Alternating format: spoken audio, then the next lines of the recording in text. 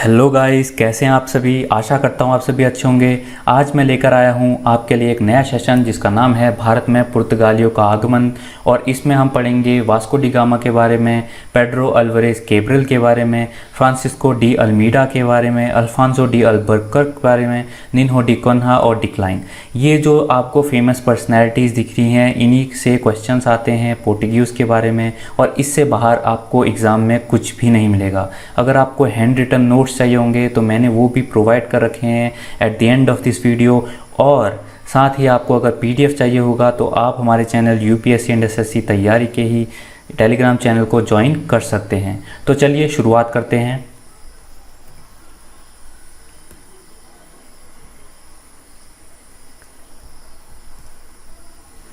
तो भारत और यूरोप का मिलन किसने करवाया था? तो अरब मुस्लिम ने करवाया था। तो अरब क्या करते थे, भारत जो ये है, हमारे भारत से वो अरब मुस्लिम सामान ले जाते थे बाय द रूट ऑफ सी। तो सी से, रूट से हमारा सामान ले जाते थे और उसको यूरोप में बेचा करते थे। तो पूरे यूरोप में जो थे अरब मुस्लिम बेचा करते थे और भारत से लेते थे।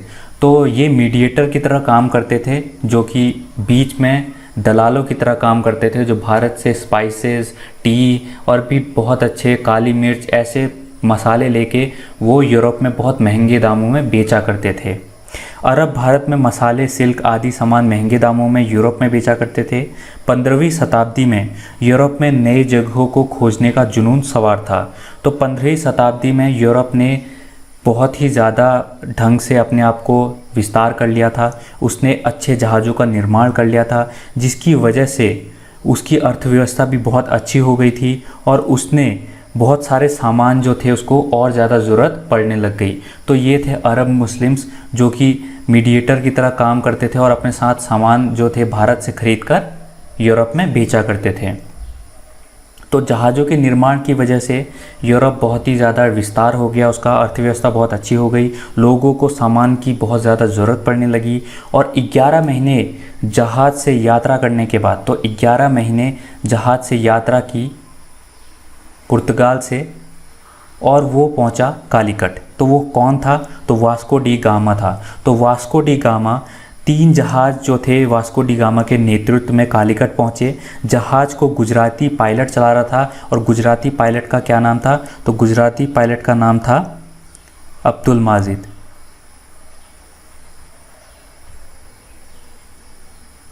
तो गुजराती पायलट का नाम था अब्दुल माजिद, वो जहाज चला रहा था। इस एक घटना ने भारतीय इतिहास को बदल के रख दिया। अब यूरोपियन जो थे सबसे पहले भारत में उनका आगमन हुआ, तो उसने इतिहास ही बदल के रख दिया। हिंदू शासक उस टाइम पे कालीकट का, वो उसका नाम हुआ करता था जैमुरिन। तो जैमुरिन जो था हिंदू शासक था। और यूरोपियन के जो इसके इंटेंशन थे, यूरोपियन क्या सोचते थे भारत के बारे में, उसको कोई जानकारी नहीं थी। उसने अपने राज्य की खुशहाली के लिए वास्को डी गामा का आदरपूर्वक स्वागत किया। और अरब व्यापारी को ये पसंद नहीं आया, क्योंकि अरब व्यापारी क्या करते थे, भारत से सामान लेकर यूरोप में बेचते थे। लेकिन अब यूरोप क्या था, सीधा ही आपके साथ इन्वॉल्व हो गया था, सीधा ही भारत से सामान लेने लग गया था। इसकी वजह से अरब शासकों को गुस्सा आ गया और उनका वर्चस्व पर खतरा आ गया। तो पुर्तगाली चाहते थे कि वह अकेले कालीकट में व्यापार करें। अब जब पुर्तगाली यहाँ पे आए कालीकट में, तो उन्होंने सोचा कि वह अकेले ही व्यापार करें, उनको किसी की ज़रूरत नहीं है। तो वास्को डी गामा भारत में 3 महीने रहा। 3 महीने तक भारत में ही रहा वो, और उसने बहुत सारे स्पाइसेस खरीदे। जब वो पुर्तगाल वापस गया, अपने साथ बहुत ही सारा सामान लेके गया, उनको यूरोपियन मार्केट में बेचा और बहुत ज़्यादा पैसे कमाए। 10 गुना ज़्यादा पैसे कमा के वो वहाँ पे रहा, क्योंकि वहाँ पर कोई बिचौलिया नहीं होता था जैसे कि मुस्लिम मिडलमैन हुआ करते थे। तो पहले तो मुस्लिम मिडलमैन की वजह से जो आपका सामान था वो बहुत ही महंगे दामों में ही बेचा करते थे। लेकिन अभी मुस्लिम मिडलमैन ख़त्म हो गए थे, सीधा जो था वास्को डी गामा ने पुर्तगाल में बेच दिया था। इसीलिए पुर्तगालियों को भी फ़ायदा हुआ और वास्को डी गामा को भी फ़ायदा हुआ। एक बिजनेस यात्रा और की गई इसके बाद, उसका नाम था पेड्रो अल्वारेज कैब्रल। तो पेड्रो अल्वारेज कैब्रल ने एक और यात्रा की। उसने क्या किया, मसालों के लिए उसने बातचीत कर एक फैक्ट्री बनाई कालीकट में। तो कालीकट में उसने फैक्ट्री बनाई, कालीकट में फैक्ट्री बनाई 1500 ईस्वी में। तो 1500 ईस्वी में उसने कालीकट में अपनी फैक्ट्री बनाई। उसी समय में एक पोर्टुगीज़ फैक्ट्री को लोकल लोगों द्वारा चलाया गया। तो जो वहाँ पे ग्रामीण लोग थे, अरब मुस्लिम लोग थे, उन्होंने क्या किया, उस फैक्ट्री को जला दिया।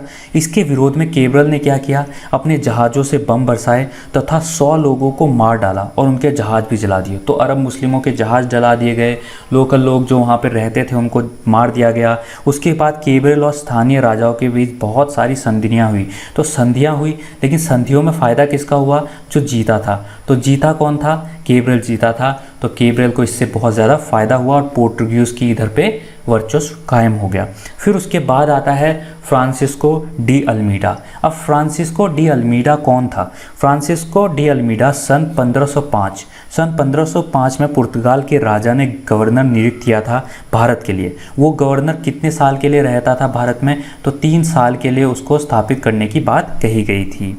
उसको भारत में पुर्तगाली साम्राज्य को मजबूत तथा और मुस्लिम व्यापारों को ख़त्म करने के लिए बोला गया था। उसको क्या बोला गया था कि वो जो सी रूट है, ये सी रूट को इसको कैप्चर कर लिया जाए, ताकि क्या हो, एडेन, ऑर्मुज़ और मलक्का को बंद करना पड़े। तो जो ये रास्ते थे, नदियों के रास्ते थे, सी के रास्ते थे, इनको बंद करने की जो गवर्नर को उसको बोला गया। उसने किले बनाने को भी कहा गया। जैसे किले बनाने को कहा गया उसको अंजादीवा में, कोचीन में, कन्नौर में और किलवा में। तो आप देख सकते हैं यहाँ पे एक आपका किला बनाने को कहा गया, दूसरा कोचीन में कहा गया, ऐसी कालीकट में तो था ही, कैन्नौर में कहा गया और ओन्नौर में कहा गया। तो ऐसे करके उसको किले बनाने के लिए कहा गया, उसने किले बनाए भी। उसके बाद उधर पे जैमुरीन, जो कि कलकत्ता का, कैलीकट का शासक था जैमुरीन, उसकी तरफ से विरोध आया और इजिप्ट के सुल्तान की तरफ से विरोध आया। इजिप्ट का सुल्तान भी वहाँ से सामान ले जाता था। तो इजिप्ट के नेवी ने दमन दीव में पुर्तगालियों को हरा दिया 1507 में। तो 1507 में युद्ध होता है, 1507 में युद्ध होता है। 1505 में तो आपका अरमाडा अल्मीडा आ गया, लेकिन 1507 में युद्ध होता है इजिप्ट की नेवी के साथ और पुर्तगालियों के साथ, जिसमें क्या होता है, इजिप्ट का नेवी और गुजरात की नेवी जो है पुर्तगालियों को हरा देती है और अल्मीडा का जो बेटा होता है, अल्मीडा का जो बेटा होता है उसको मार डालती है। तो अल्मीडा का बेटा मर जाता है। अगले साल अल्मीडा 1508 में अल्मीडा आता है भारत और वो सबसे पहले क्या करता है, अल्मीडा सबसे पहले दोनों नेवीज़ को एक साथ हरा देता है। और जैसे ही वो एक साथ उनको हरा देता है, इंडियन ओशन में उसकी राजस्व बन जाता है। वो इंडियन ओशन का बादशाह कहलाने लग जाते हैं पोर्टुगीज, और इसी को बोला जाता है the famous blue water policy. तो ये बहुत बार यूपीएससी, एसएससी सारे पेपरों में पूछा जाता है कि ब्लू वाटर पॉलिसी क्या है।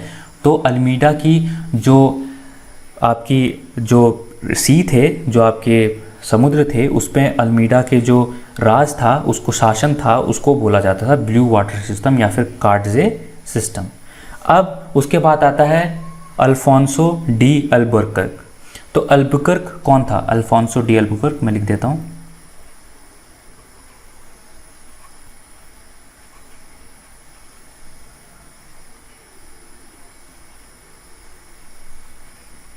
तो अल्फोंसो डी अल्बुकर्क कौन था? तो अल्मीडा के पास जो दूसरा गवर्नर नियुक्त किया गया पुर्तगाल की तरफ से, वो था अल्फोंसो डी अल्बुकर्क। असली संस्थापक जो माना जाता है पुर्तगाली साम्राज्य का ईस्ट में, ईस्ट मतलब भारत की साइड में, वो था अल्फोंसो डी अल्बुकर्क। इसने पुर्तगालियों के लिए इंडियन ओशन में नज़र बनाने के लिए बेसेस बनाए। अब आप जो ये छोटे छोटे घेरे देख पा रहे हैं, छोटे छोटे बिंदु देख पा रहे हैं, ये इसने बनाए थे। इसने ये क्यों बनाए थे? इसने ये इसीलिए बनाए थे ताकि यह जो है, जो इंडियन ओशन है आपका पूरा, इस पे नज़र रख सके। तो इसने बहुत ही अच्छी जो इसकी रणनीति थी वो इसका हिस्सा थी कि उसने क्या किया, बेसेस बनाए बहुत सारे, और इसमें परमिट सिस्टम भी शुरू कर दिया कि नेवी जो होगी नज़र बनाएगी और परमिट मिलेगा आपको अंदर आने के लिए। तो अंदर आने के लिए आप परमिट चाहिए होता था, क्योंकि यहाँ पे बेसेस जो थे वो देख लेते थे। और इसने एक और सबसे महत्वपूर्ण काम किया था भारतवासियों के लिए, और वो था सती प्रथा का अंत। तो सती प्रथा का अंत जो पहला यूरोपियन लोग थे, उन्होंने किसने किया था? तो अल्फोंसो डी अल्बुकर्क ने किया था। तो इसके बाद करते हैं नीनो डी कन्हा की बात। ये है नीनो डी कन्हा। तो नीनो डी कन्हा ने क्या किया? नीनो डी कन्हा ने पहले तो वो तीसरे गवर्नर थे पुर्तगाल के। थर्ड गवर्नर जो बोला जाता है पुर्तगाल का वो था नीनो डी कन्हा। नवंबर 1529 में ये गवर्नर बने थे। नवंबर 1529 में इनका हेडक्वार्टर जो था इन्होंने कोचीन से गोवा शिफ्ट कर दिया था। पहले कोचीन हेडक्वार्टर हुआ करता था, लेकिन फिर गोवा को हेडक्वार्टर बना दिया गया। भारत में पहले यूरोपियंस थे पुर्तगाली। पहले यूरोपियन थे क्योंकि देखो सबसे पहले मैंने आपको बता दिया कि वास्को डी गामा आए थे, तो सबसे पहले यूरोपियन जो आए थे वो वास्को डी गामा था पहला। और सबसे लास्ट जो भारत को छोड़ा वो भी पुर्तगाली ही थे यूरोपियन में। उन्होंने भारत को छोड़ा था 1961 में। और 1961 में क्यों छोड़ा था? क्योंकि भारत सरकार ने गोवा को वापस ले लिया था। तो गोवा से सबसे आखिर में ही पुर्तगाली गए थे। उसके बाद बात करते हैं अकबर। अकबर जो था, अकबर को पुर्तगाली ने क्रिश्चियन बनाने की कोशिश करी लेकिन कामयाब नहीं हो सके। पुर्तगालियों ने अकबर को क्रिश्चियन बनाने की कोशिश की। 1608 में कैप्टन हॉकिंस, तो कैप्टन हॉकिंस जो थे वो भारत आए। कैप्टन हॉकिंस अपने जहाज़ हेक्टर में सूरत पहुंचा। वो अपने साथ एक पत्र लाया था जेम्स पहले राजा, जो कि इंग्लैंड के राजा थे मुग़ल दरबार में, जिसमें उसने परमिशन मांगी। परमिशन किस चीज़ की मांगी? परमिशन मांगी कि बिजनेस चलाने के लिए भारत में। पुर्तगाली सरकार ने पूरी कोशिश की, पुर्तगाल लोगों ने बहुत कोशिशें की कि हॉकिंस को रोका जाए।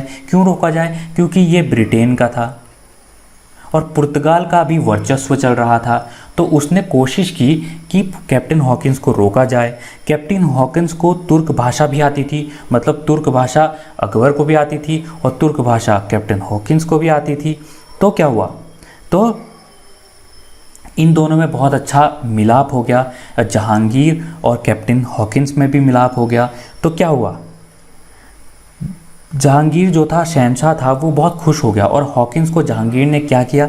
तो हॉकिंस को जहांगीर ने 400 गांवों का, जो 400 गांव थे उसका मनसबदार घोषित कर दिया। मनसबदार मतलब जो देखरेख करता है, उसका मनसबदार घोषित कर दिया। और मनसबदार घोषित करने के साथ साथ 30,000 रुपये की सैलरी प्रदान की। तो 30,000 रुपये की सैलरी भी प्रदान की। हालांकि ये सैलरी कैप्टन हॉकिंस को कभी मिली नहीं। इससे पुर्तगाली गुस्सा हो गए और हॉकिंस के जहाज़ को सूरत में रोक दिया। तो हॉकिंस के जहाज़ जो था सूरत में ही रोक दिया पुर्तगालियों ने, और इससे गुस्सा होकर हॉकिंस जो था वो चला गया। उसके बाद 1612 में कैप्टन बेस्ट आया। कैप्टन बेस्ट था इंग्लैंड का, ब्रिटेन का, और वो अपने जहाज़ ड्रैगन में आया। लड़ाकू जहाज़ था वो, ड्रैगन जहाज़ था उसका नाम। तो ड्रैगन में आया तो उसने क्या किया? पुर्तगालियों के जहाज़ों को हरा दिया। पुर्तगाली जहाज़ हार गए।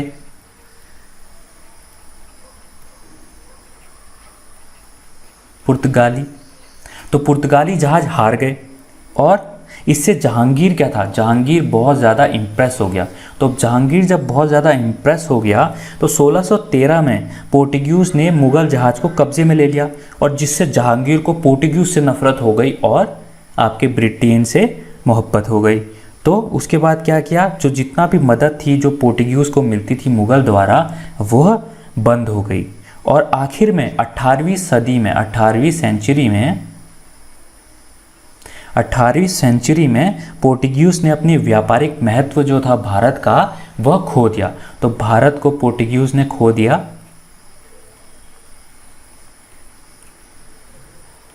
और इसका एक और रीज़न जो बोला जाता है वो ये है कि ब्राज़ील की खोज हो चुकी थी तब तक। ब्राज़ील की खोज जो थी किसने करती थी? पोर्टुगीज़ ने करती थी। इस वजह से भारत का महत्व जो था पोर्टुगीज़ के सामने वह कम हो गया था। इसीलिए कहा जाता है कि पोर्टुगीज़ ने भारत को छोड़ के ब्राज़ील पर अपना ध्यान स्थानांतरित कर दिया।